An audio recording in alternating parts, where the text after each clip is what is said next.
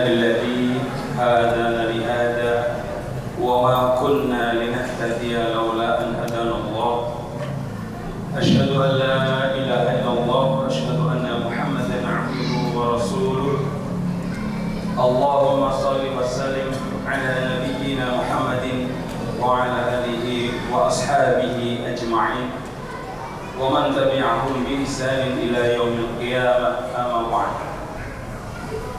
وقال الله تعالى في القرآن الكريم أعوذ بالله من الشيطان الرجيم بسم الله الرحمن الرحيم يا أيها الذين آمنوا اتقوا الله ولتنظر نفس ما قدمت لغد واتقوا الله إن الله خبير بما تعملون. صدق الله العظيم. Bapak Ibu hadirin sidang jamaah salat Isya dan insya Allah dilanjutkan dengan salat tarawih Masjid Islamic Center Al-Mutiin yang dirahmati Allah Subhanahu wa Ta'ala. Mari tak henti-hentinya, tak bosan-bosannya kita panjatkan syukur kehadirat Allah Subhanahu wa Ta'ala atas berbagai nikmat yang Allah berikan kepada kita, dan tentu nikmat yang terbesar bagi kita adalah nikmat iman dan Islam. Kenapa demikian? Karena iman dan Islam ini adalah bagian dari hidayah sekaligus hadiah dari Allah Subhanahu wa Ta'ala kepada kita. Tidak semua orang diberikan kesempatan untuk mendapatkan hidayah berupa iman dan Islam, sehingga patut kita syukuri karena inilah nikmat yang terbesar. Selain itu, tanpa iman dan Islam, tentu yang kita perbuat di muka bumi ini, harta yang kita punya, rumah yang kita punya, kendaraan yang mewah, rumah mewah dan lain sebagainya, tidak ada nilainya di sisi Allah Subhanahu wa Ta'ala. Kenapa demikian? Karena orang yang tidak melandaskan iman dan takwa, iman dan Islam dalam kehidupannya, pastilah dia akan menggunakan harta bendanya, akan menggunakan umur panjangnya, akan menggunakan jabatannya, akan menggunakan uang yang banyak. Itu semua tentu tidak atas dasar karena Allah Subhanahu wa Ta'ala. Makanya tidak ada nilai di sisi Allah Subhanahu wa Ta'ala jika kita beramal tanpa niat lillahi ta'ala. Dan ajaran niat karena Allah inilah ada di dalam iman dan Islam kita, maka wajib hukumnya untuk kita bersyukur kepada Allah Subhanahu wa Ta'ala. Selain itu, nikmat yang juga tidak kalah penting Bapak Ibu sekalian adalah nikmat sehat, nikmat kesempatan, sehingga kita bisa hadir pada kesempatan kali ini untuk menjalankan ibadah sholat Isya berjamaah dan tarawih insyaallah nanti atas izin Allah Subhanahu wa Ta'ala. Dan ini juga wajib kita syukur, karena bisa jadi saudara kita, banyak saudara-saudara kita yang mungkin tahun lalu bisa bersama kita untuk beribadah sholat tarawih di sini, pada bulan ini tidak lagi bisa bersama kita karena mungkin Allah memberikan ujian berupa sakit, atau bisa jadi Allah sudah mengangkat umurnya, Allah sudah mengambil nyawanya, atau Allah sudah memanggil beliau-beliau itu. Maka dari itu mari sisa umur kita gunakan sebaik-baik mungkin, semaksimal mungkin. Maka dari itu Ramadan kali ini mari kita jadikan Ramadan yang paling berkualitas. Karena apa? Karena bisa jadi ini adalah Ramadan terakhir kita. Mudah-mudahan kita diberikan umur panjang dan sampai di penghujung bulan Ramadan yang akan datang. Allahumma amin. Salawat dan salam mari kita aturkan kepada junjungan kita Nabi besar Muhammad sallallahu alaihi wasallam. Semoga melimpah kepada keluarganya, kepada para sahabatnya dan seluruh pengikutnya. Dan mari kita sekali lagi untuk senantiasa berdoa kepada Allah. Mudah-mudahan kita termasuk umat yang mendapatkan syafaat di yaumil akhir kelak. Allahumma amin. Bapak Ibu hadirin rahimakumullah, setiap muslim sudah seharusnya meningkatkan kualitas ibadah kita. Untuk meningkatkan kualitas ibadah kita tidak terlepas dari yang namanya muhasabah. Tanpa muhasabah kita tidak akan mungkin bisa meningkatkan kualitas ibadah kita kepada Allah Subhanahu wa taala. Kalau kita lihat artinya muhasabah berasal dari bahasa Arab, hasaba yuhasibu muhasabatan, yang artinya itu menghitung atau mengevaluasi diri atau introspeksi diri, ibda binafsi dari diri kita. Apa yang kita hitung-hitung? Apa yang kita pertimbangkan? Apa yang kita evaluasi? Tentu amal-amal soleh yang sudah kita lakukan selama ini, bahkan sejak kita balik sampai hari ini kita evaluasi. Allah Subhanahu wa taala berfirman, "A'udzu billahi minasyaitonir rajim. Bismillahirrahmanirrahim. Ya ayyuhalladzina amanu taqullah." Hai orang-orang yang beriman, bertakwalah kepada Allah. Wal tanzur nafsum ma qaddamat lighad. Dan hendaklah setiap diri memperhatikan apa-apa yang sudah diperbuatnya untuk bekal hari esok atau hari akhirat. Wattaqullah, dan bertakwalah kepada Allah. Innallaha khabirum bima ta'malun. Sesungguhnya Allah Subhanahu wa taala mengetahui apa yang sudah kamu kerjakan. Di dalam Quran surat Al-Hasr ayat 18. Kalau kita lihat di dalam tafsir Ibnu Katsir, ya, maksud wal tanzur nafsum ma qaddamat lighad ini adalah kita diperintahkan oleh Allah Subhanahu wa taala untuk mengintrospeksi diri kita. Apa yang kita introspeksi? Amal-amal soleh yang sudah kita lakukan untuk bekal di kemudian hari. Dan tentu amal soleh ini bisa dipertanggungjawabkan nantinya. Karena di akhirat nanti ada yang namanya yaumul hisab, ada yang namanya hari perhitungan. Di sana akan dipertimbangkan seluruh amal ibadah kita. Akan ditimbang berat mana, amal buruknya atau amal soleh. Kalau sekiranya yang berat adalah amal solehnya, maka jelas jannah, surga Allah sudah dijanjikan. Tapi sebaliknya, ketika yang berat adalah amal buruknya, maka sudah jelas Allah menyediakan neraka baginya. Maka dari itu hadirin sekalian, hendaknya kita dalam setiap saat mengintrospeksi diri kita. Bahkan setiap amal perbuatan yang sudah kita lakukan, kita evaluasi. Nah, kalau kita lihat amal bagus sekalian, sebenarnya apa yang kita perbuat itu ternyata dalam kehidupan itu tidak hanya amal soleh, tidak hanya amal baik, tapi juga amal buruk. Amal buruk kadangkala sengaja dilakukan atau tidak sengaja dilakukan.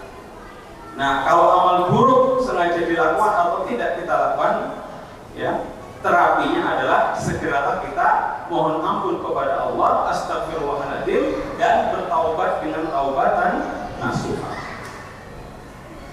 Nah, bagaimana kalau amal soleh yang kita lakukan tapi kualitasnya kurang begitu baik? Maka hendaknya kita cek kembali apakah amal-amal ibadah kita itu sudah sesuai dengan tuntunan Nabi besar Muhammad SAW. Yang pertama, yang kedua, apakah amal soleh kita sudah diniatkan dengan ikhlas lillahi ta'ala, atau bisa jadi diniatkannya karena Allah, tapi masih ada sisipan yang gondeli, niatnya bukan karena Allah Subhanahu wa taala. Di satu sisi kita sholat, tapi di satu sisi yang lain kita masih mempercayai benda-benda syirik misalnya. Itu juga menyekutukan Allah Subhanahu wa taala. Nah, hal-hal seperti ini ya menjadi syarat diterimanya amal. Itu yang pertama tadi, ittiba Rasul, mengikuti apa yang dicontohkan oleh Nabi Muhammad SAW. Lalu yang kedua adalah diniatkan karena Allah Subhanahu wa taala. Kita sholat benar-benar murni niat karena Allah Subhanahu wa taala. Kita puasa hari ini murni niat karena Allah Subhanahu wa taala. Kita sedekah murni niat karena Allah Subhanahu wa taala. Semua niat kita niatkan hanya satu kepada Allah Subhanahu wa taala. Inilah yang dimaksud makna tauhid la ilaha illallah. Tiada Tuhan yang wajib diibadahi, tiada ilah yang wajib disembah kecuali Allah Subhanahu wa taala. Maka niat menjadi penting, niat menjadi rukun utama setiap kita melakukan amal perbuatan, baik itu ibadah makhluk maupun ibadah ghairu makhluk. Bapak Ibu hadirin sekalian rahimakumullah, bahkan saking pentingnya kita diperintahkan oleh Allah Subhanahu wa taala untuk muhasabah. Umar bin Khattab radhiyallahu anhu berkata, "Hasibu anfusakum qabla an tuhasabu." Hisablah dirimu sebelum kalian dihisab. Dan hitung-hitunglah amal kalian sebelum nanti diperhitungkan. Maka Umar bin Khattab sudah mewanti-wanti kepada kita sekalian agar kita hendaknya setiap saat mengevaluasi diri kita. Tadi misalnya habis sholat isya berjamaah, kira-kira sholat saya, sholat kita itu sudah benar-benar sesuai dengan tuntunan Rasulullah atau belum? Terus niat kita sudah benar-benar sesuai karena Allah atau belum? Niat kita semata-mata karena Allah atau belum? Nah, ketika niat sudah sesuai, sudah benar-benar karena Allah, namun di dalam melaksanakan sholat masih ada pikiran, ya, tubuh kita takbir Allahu Akbar, lisan kita mengucapkan Allahu Akbar, tapi pikiran kita masih ada di proyek, pikiran kita masih ada di rumah, pikiran kita masih memikirkan mobil kita, rumah kita, harta kita. Nah, ini juga bisa mengurangi kualitas ibadah kita. Makanya setiap saat ketika kita melakukan ibadah, harusnya setelah melakukan ibadah kita harus evaluasi, introspeksi diri kita.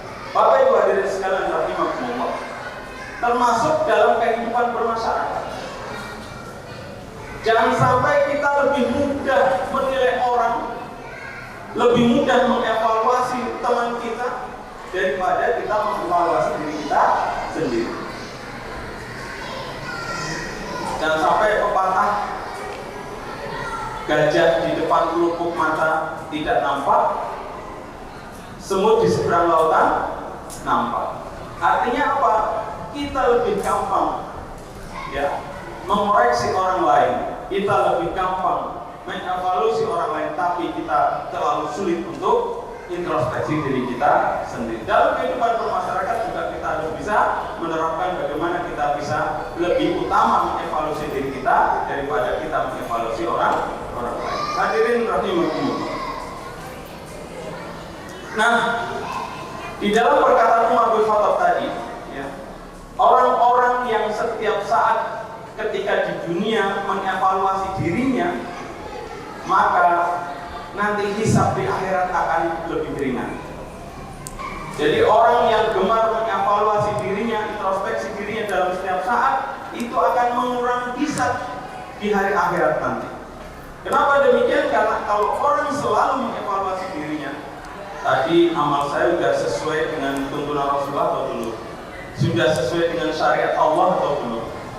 Ya, itu selalu kita perbaiki. Kalau belum, ya kita perbaiki. Kalau belum, kita perbaiki.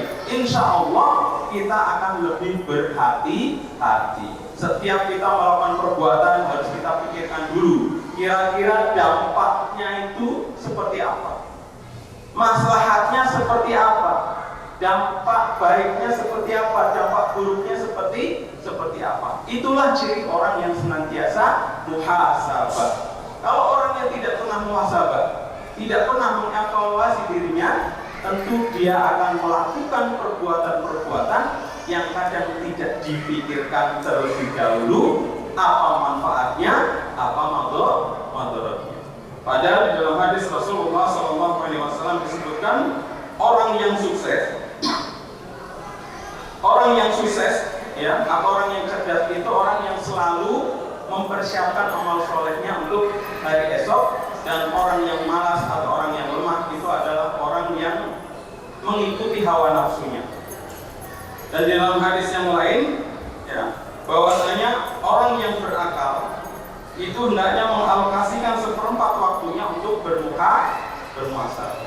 Maka dari itu hadirin sekalian rahimakumullah, mari kita bersama-sama untuk mengevaluasi diri kita masing-masing sehingga kita termasuk orang-orang yang memperhatikan kehidupan akhirat kita.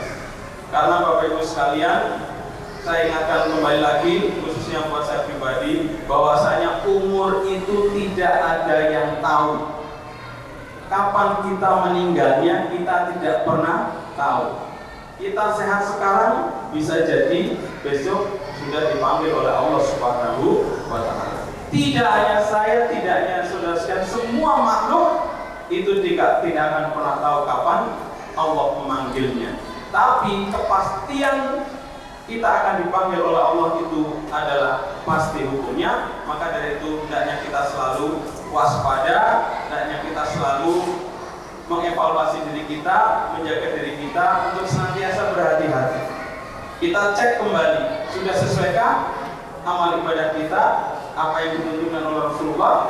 Ya, sudah sesuaikah niat karena Allah Subhanahu wa Ta'ala? Kalau belum, semua kita mari bersama-sama untuk menuju ya amal yang diridhoi, yang diterima oleh Allah Subhanahu wa Ta'ala.